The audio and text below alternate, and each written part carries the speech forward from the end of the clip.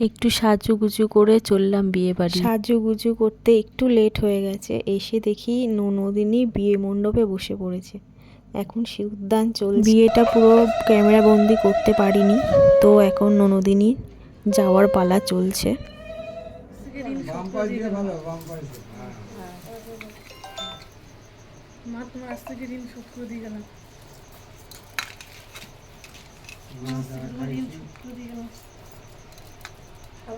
থালাটা ধরে এবারে আর না,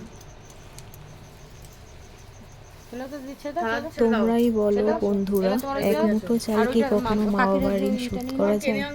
কখনোই যায় না।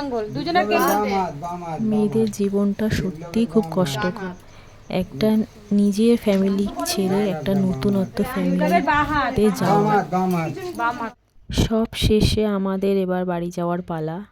এখন বাজে 3:45 নাগাদ। এখন আমরা